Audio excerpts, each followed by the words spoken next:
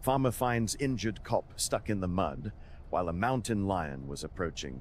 Comment telling me what you thought of this story, giving a score from 0 to 10, and comment what city you're watching me from.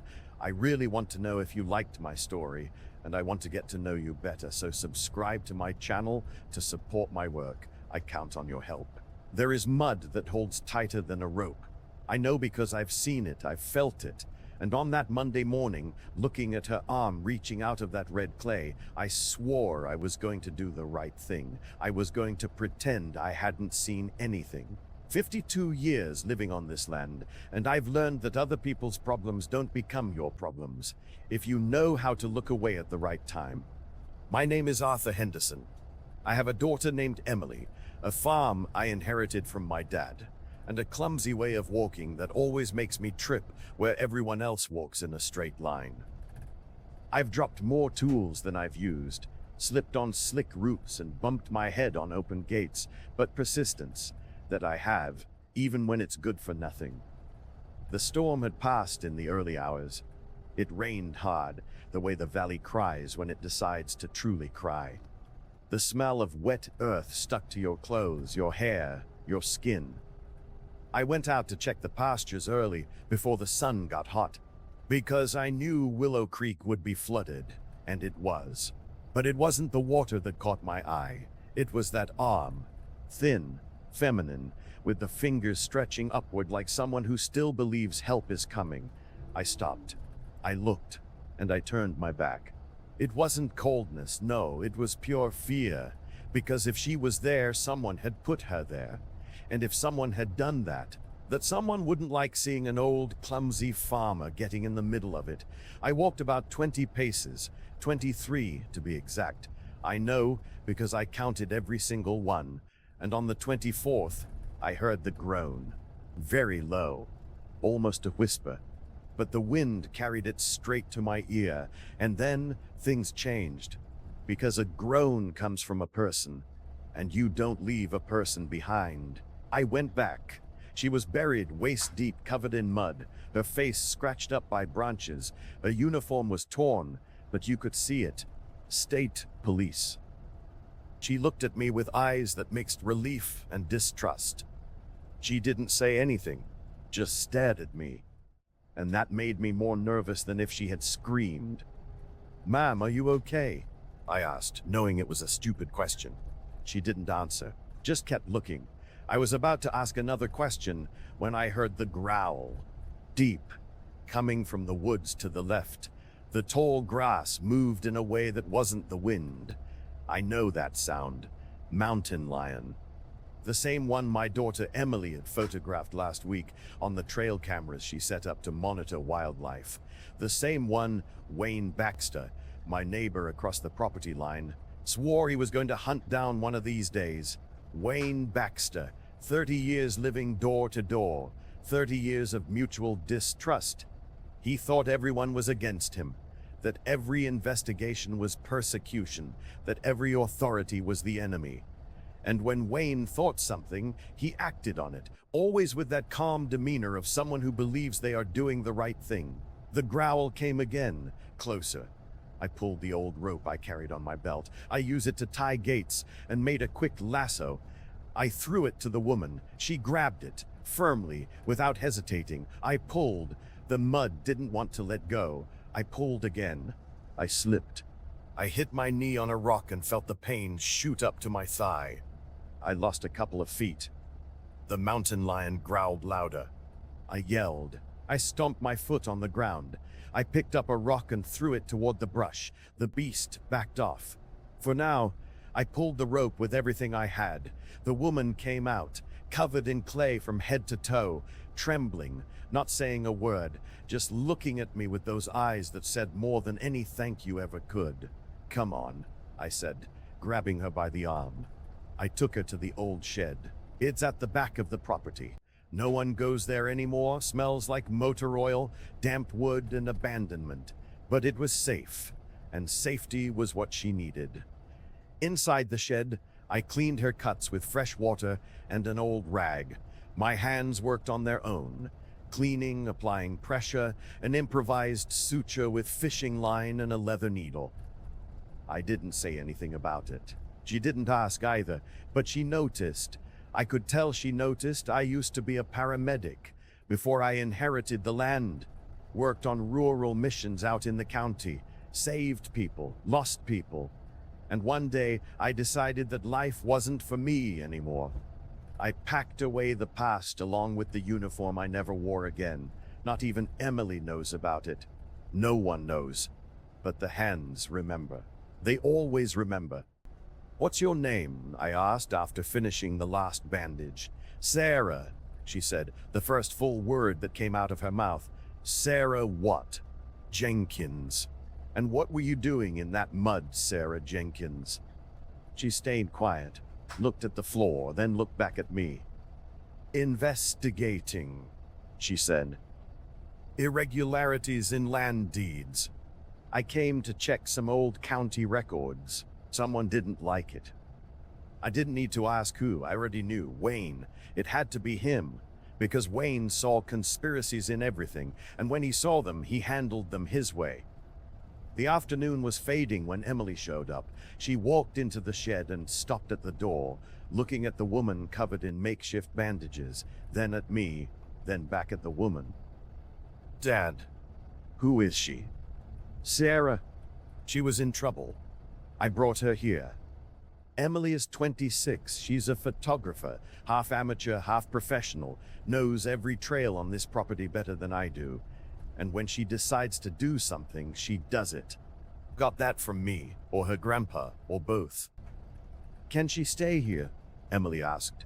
"For now," I answered. "Does anyone know?" "Not yet." Emily nodded. Left. Came back half an hour later with hot food, a clean blanket, and some of her old clothes. Sarah ate slowly. No rush, like someone who hadn't eaten a proper meal in a while.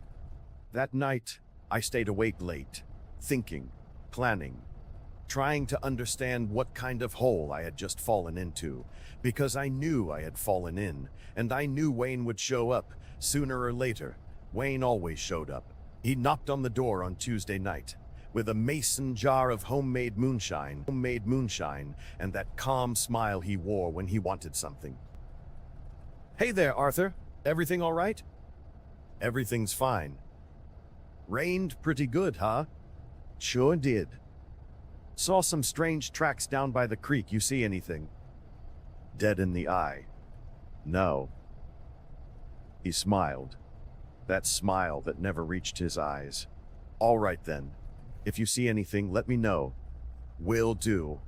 He walked away, but before he left, he looked down at my boots, covered in red clay, the same mud from the creek, and his smile got a little wider. "Bill Vance has worked for me for 11 years, a trusted hand, sponsored my niece at her baptism, always the first to arrive, last to leave. But trust, I've learned, is like an old fence. It looks sturdy until the day it gives way. On Wednesday morning, while I was fixing the north pasture fence, Bill showed up with that look of someone who had something to say but didn't know how to start. I kept an eye on him the whole time. He kept avoiding my gaze, looking at the ground, fidgeting with his hat. Bad sign. I didn't say anything, finished the job, went back to the house. And when I walked past the shed in the late afternoon, the door was broken open. Sarah was gone. The smell was still in the air. Cheap cologne. The kind Bill wears every Sunday when he goes into town. I stood there, looking at the empty mattress, feeling the weight of every decision I had made since Monday, every wrong choice, every misplaced ounce of trust. I clenched my fist, and I went after them. Emily had set up trail cameras all over the property, her little project. She wanted to document the local wildlife. Cougars, coyotes, badgers. Without meaning to, she had created a surveillance network that was now the only weapon I had. I sat down with her in front of the old desktop computer in the house. She scrubbed through the footage, slowly, frame by frame, until he appeared.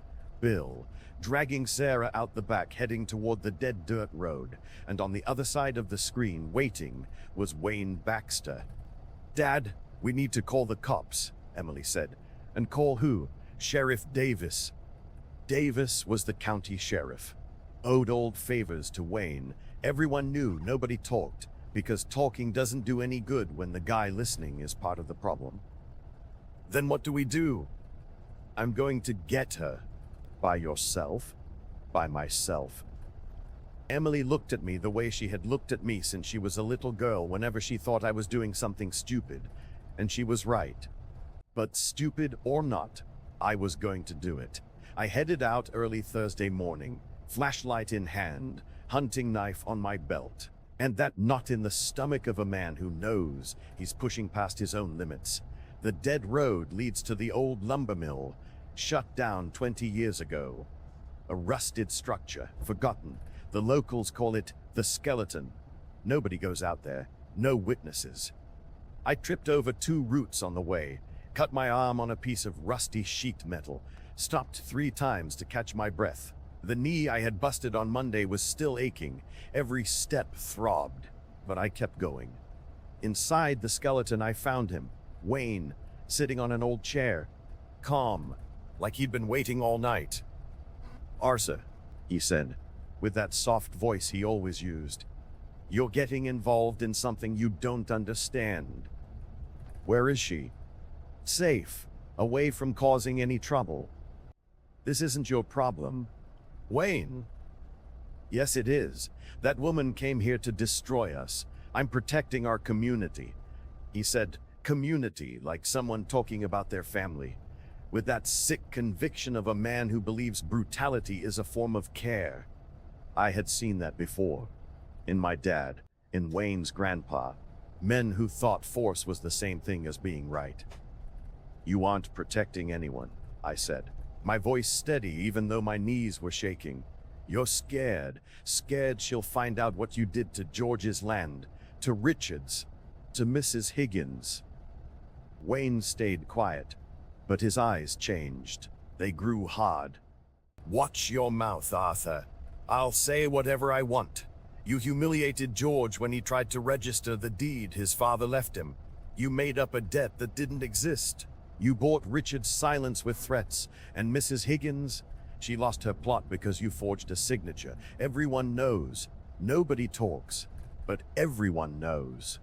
I named every single one of them, slowly, looking him right in the eyes, and for the first time in 30 years, I saw Wayne Baxter take a step back, not out of fear, out of surprise, because no one had ever done that. No one had ever confronted him with the full list of his wicked deeds.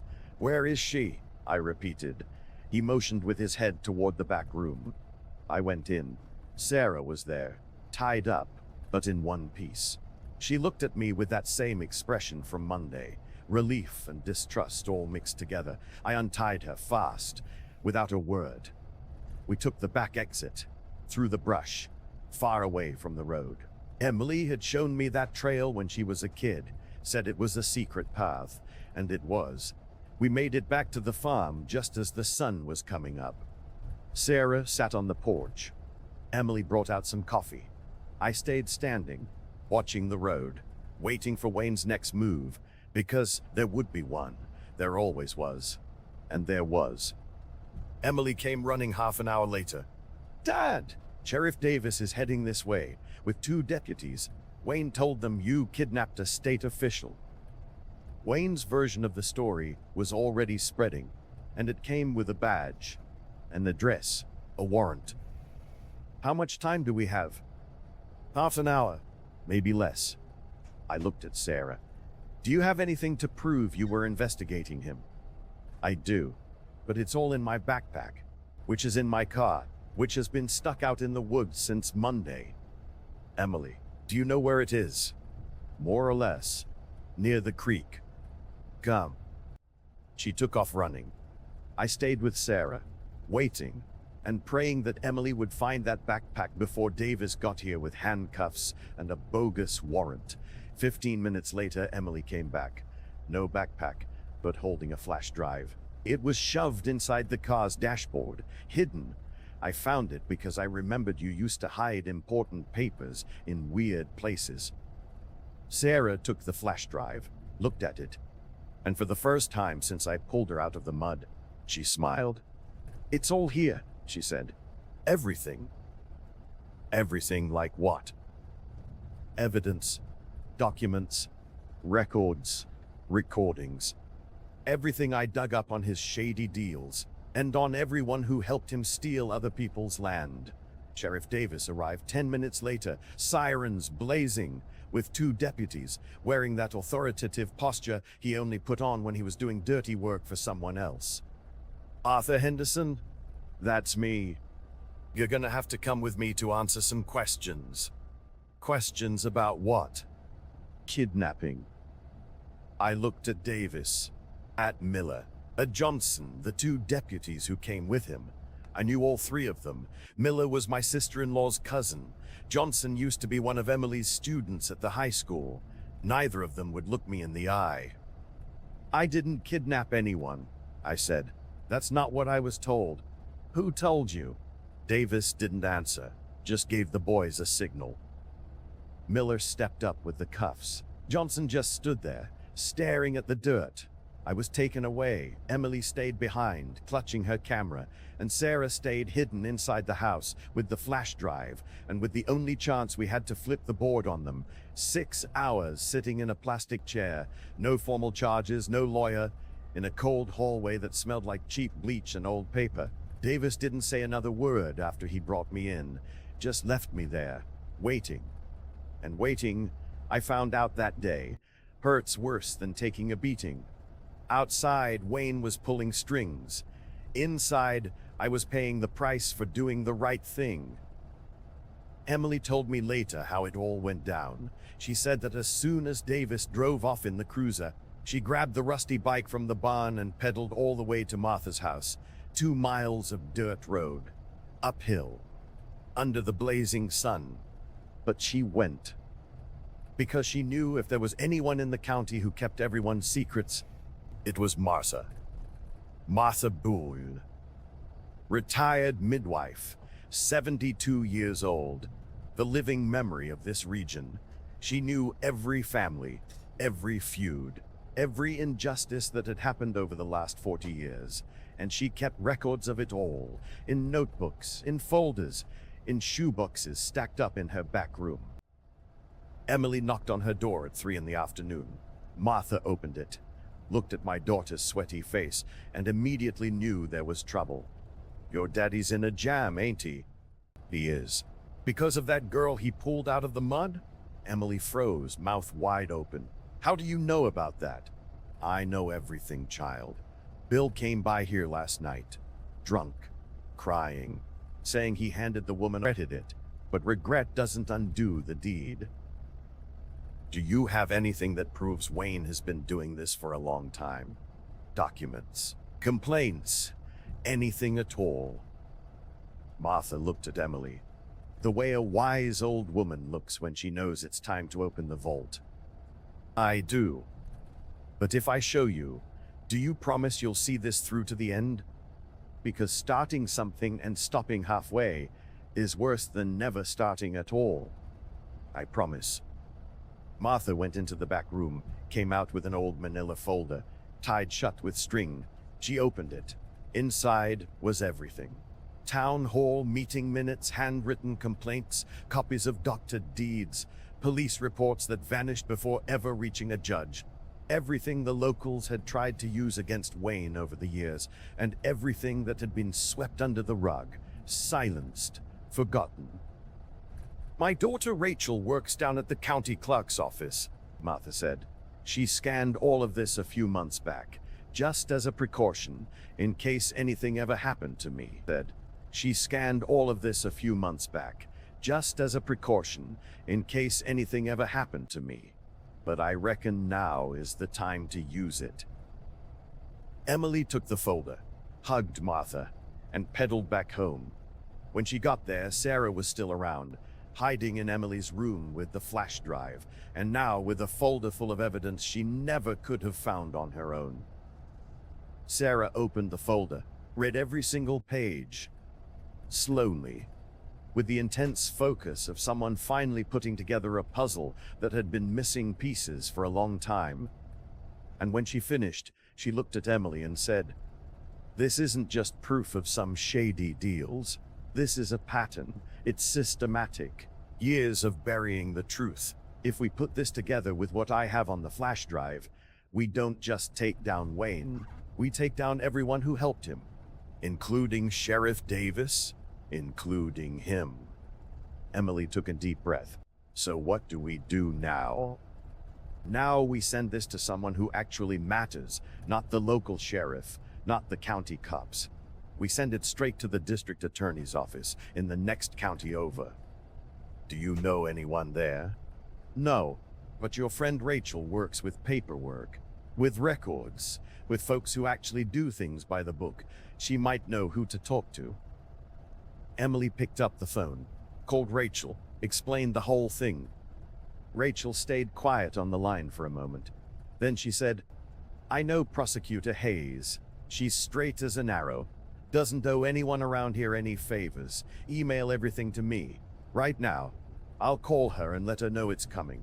Burdee at 2:15 on Friday afternoon. Rachel forwarded the email with the scans from the folder, with the files from the flash drive, with a letter explaining the whole mess, and with the full name of every person Wayne Baxter had screwed over in the last 15 years. Hayes got it at 2:17, opened it at 2:20, and at 2:25 she called back.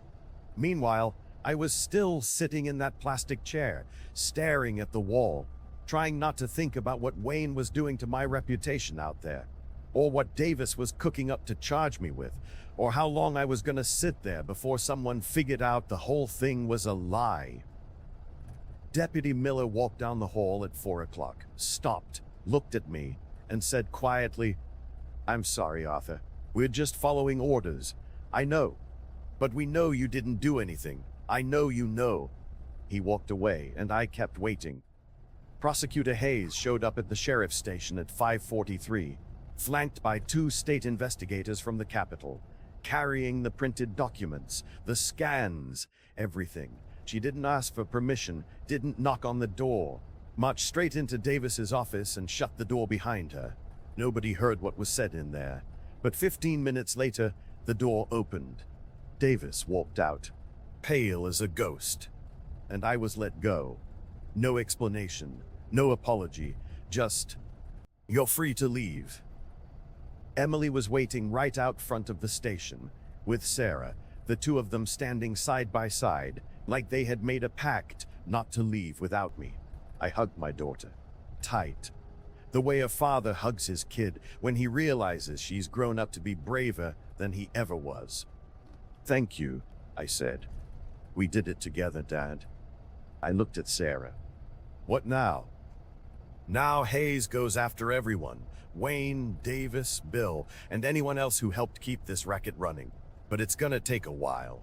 The legal system is slow, and in the meantime, I need to disappear, for my own safety and for yours. Disappear where? Can't say, but I'll be back. When it's all over, I'll come back. She held out her hand. I shook it, firmly, and she walked away, with Hayes, with the state investigators, taking the flash drive, Martha's folder, and the only real chance we had to see justice served the right way. Emily and I drove back to the farm, just as the setting. The road was empty. The gate was left open just how we had left it. And inside the house, everything was exactly the same, but different, because we were different now. I sat on the porch. Emily sat next to me. Dad, did you know Sarah was gonna come back? No, but do you believe she will? I thought about it, looked out at the horizon, at the pasture, at the fences I'd mended 1,000 times. And I answered, I believe some folks disappear because they have to, and some folks come back because they gave their word. She struck me as the second kind. Emily nodded, and we just sat there, in silence, listening to the crickets chirping, the wind blowing through the tall grass, the creak of the old gate, and waiting. 3 weeks later, Hayes came back, not alone. Brought 2 court officers, a clerk, and a court order with Wayne Baxter's name printed in big, bold letters. Emily saw the commotion on the trail cameras she had scattered around the property. Radioed me on the old walkie-talkie we used to talk across the pastures. Dad, there's people down by the property line. A lot of people. Is it the prosecutor? Yeah. Then let it be. It ain't our business. But it was, in a way, because it had all started right here, on this land, in that mud. With that encounter, I almost pretended I didn't see. Hayes stopped by the farm late that afternoon, knocked on the door, polite, serious. The way a real authority figure knocks when they're here to do things right. Mr. Henderson, I came to thank you and to give you a heads up. A heads up about what? That the case against Wayne Baxter has been officially opened, based on the evidence your daughter and Mrs. Boone provided, and the recordings investigator Jenkins managed to secure. It'll take time. The wheels of justice turn slowly, but it's happening. What about Davis? Suspended, pending an internal investigation. If they prove his involvement, he'll be facing charges too. And Bill? Hayes hesitated. Bill turned himself in as a cooperating witness, confessed to everything, said he acted under the pressure of a heavy debt. He'll face charges, but with a plea deal. He wanted to talk to you, but I understand if you don't want to see him. I don't. She nodded, understood, and drove away. Emily stepped out onto the porch right after. You're not gonna talk to him, Dad? No. Not even to hear him out. I don't need to hear apologies from a man who betrayed me, sweetie. Sorry doesn't undo the deed. Just ask Martha. She stayed quiet. Then asked, what about Sarah? Did Hayes mention her? No. And I didn't ask. Why not? Because if she wanted me to know where she was, she would have sent word. Another 2 weeks went by. The whole town was talking about it. Wayne had been served. Wasn't allowed to leave the county. Wasn't allowed to go near any witnesses. He was ordered to do community service while the trial was pending. And the service Hayes assigned him was working the exact same land he had stolen from his neighbors. Stripped of his authority, stripped of his power, working side by side with the very people he had humiliated. George was the first to see Wayne with a hoe in his hand, digging a drainage ditch on the plot he had lost years ago.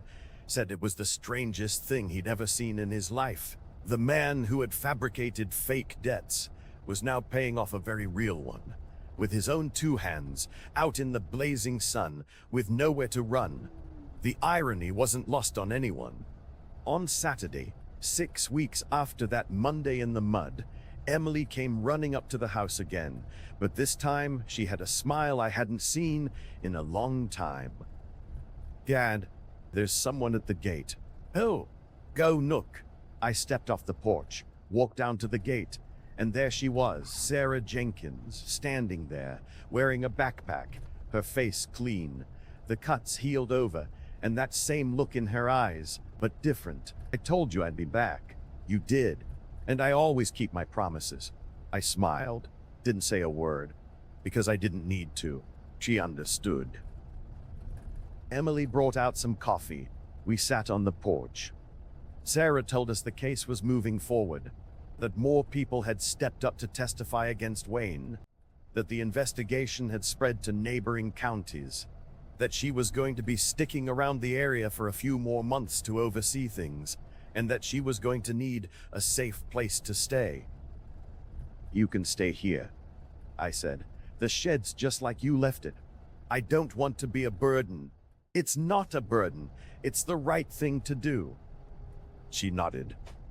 That night, after Emily went to bed and Sarah got settled into the fixed-up shed, I sat alone on the porch, looking up at the sky, thinking about everything that had happened since that Monday, and I realized something. I had lived 52 years thinking that doing the right thing was a choice, that I could decide when to get involved and when to turn my back. But it's not. It's not a choice. It's who you are. And when you turn your back, you're turning your back on yourself. I almost did. I almost walked away from that mud. But that groan brought me back.